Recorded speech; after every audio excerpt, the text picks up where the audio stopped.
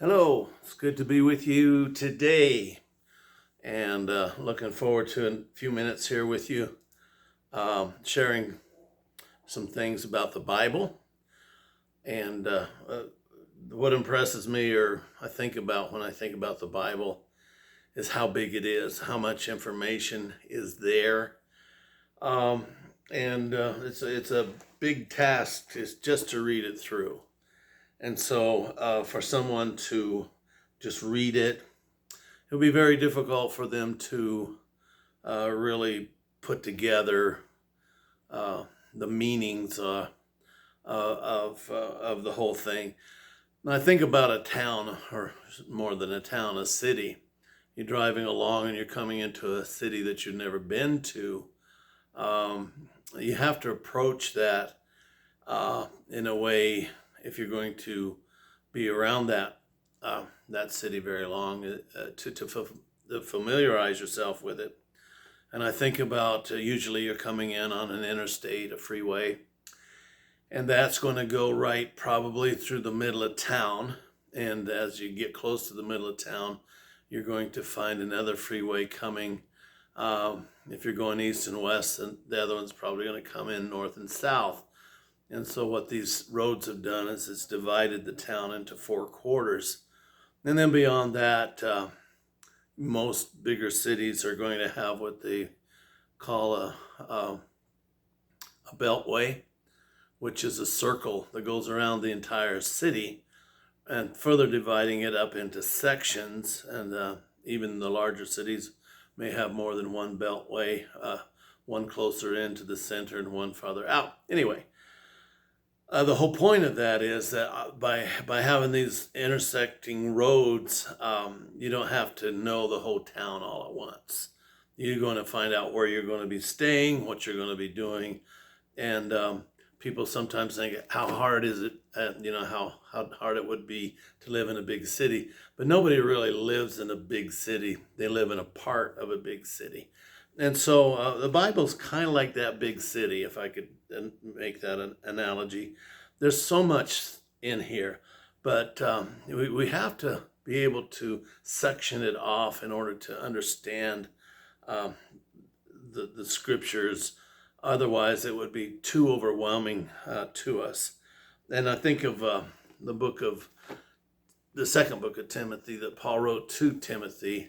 And he said, study to show yourself approved, a workman that needeth not to be ashamed, rightly dividing the word of truth. And the end phrase there, he says, rightly dividing.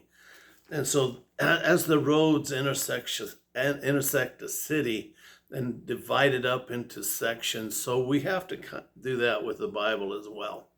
You can't take it as a whole and try to figure it out.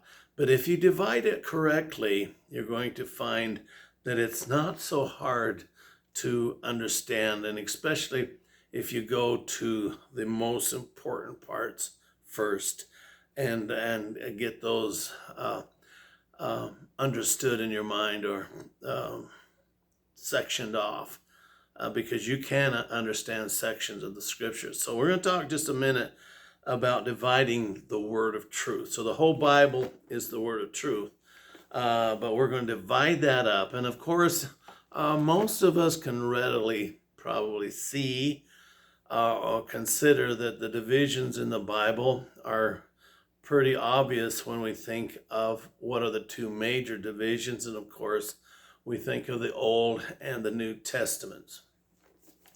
And so this is a great place to start. It's like coming into an unknown city for the first time. You're already on that road. Just go right on through, and let's divide that whole thing up into two sections.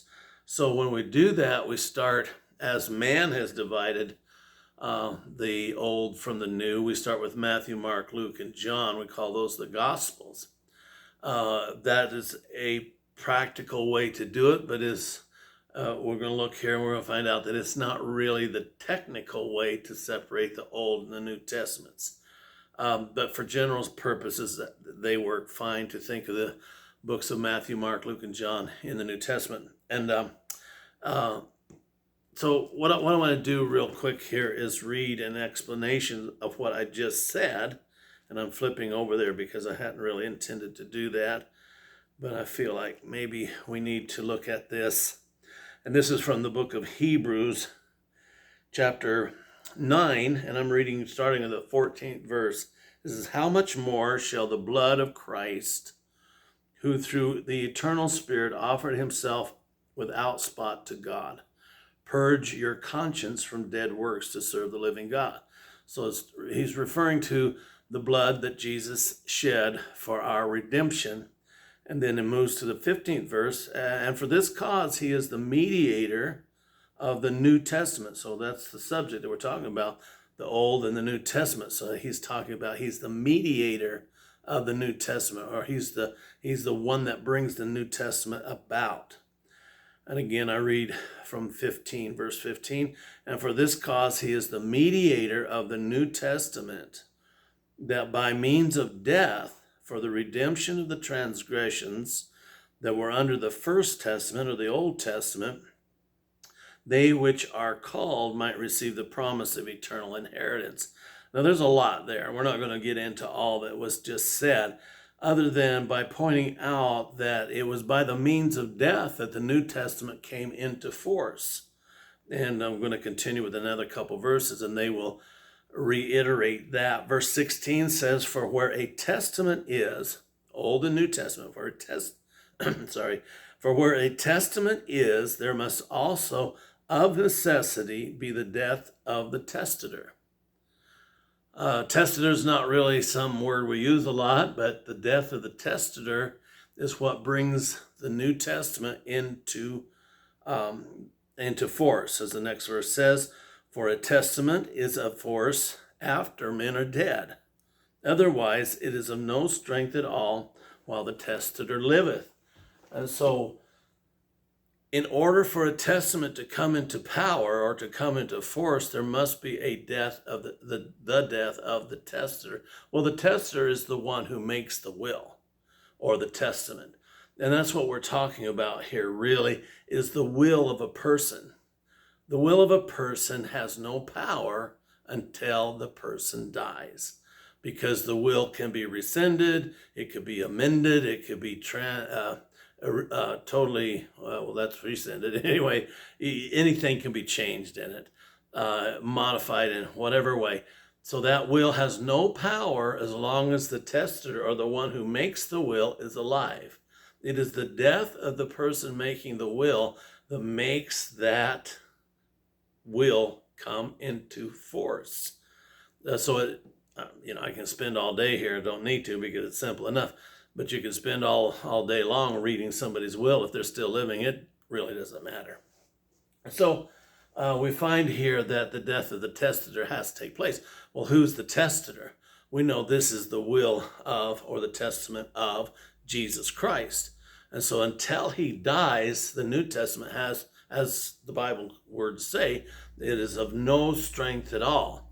So there's no strength to that testament, although it's written, it's been put into place, but the strength of it has not yet been brought to pass. So the division here that we can see really pretty clearly is that the Old Testament doesn't end until Jesus is dead. And of course, then the New Testament doesn't start until he's dead. So at the death of Christ, we have the actual scripturally, technically correct division between the Old and the New Testament. And we've got to remember what Paul said to Timothy. He said, rightly dividing the word of truth. Not just the way the Bible, the books of the Bible are laid out in this book, but what does the scripture say is really how the two testaments are divided. And so I'm coming to the point where I was going to start this talk, but I feel like sometimes we might go a little longer than our attentions really can take. So I'm gonna stop it at this point, but I want to follow up here real quickly in the near future with the next portion of that, and how that Jesus talked to his disciples about the coming transition between the Old and the New Testament. And when we do that, we'll be reading from the book of Luke, chapter 24. So today we have we have found out that it takes the death of Christ to bring the New Testament into power. And when we see that happen, we're going to see that a lot of things also take place. And enjoyed doing this with you. Hope that you got something out of it. A simple little lesson. Remember, it's really, really important. God bless you.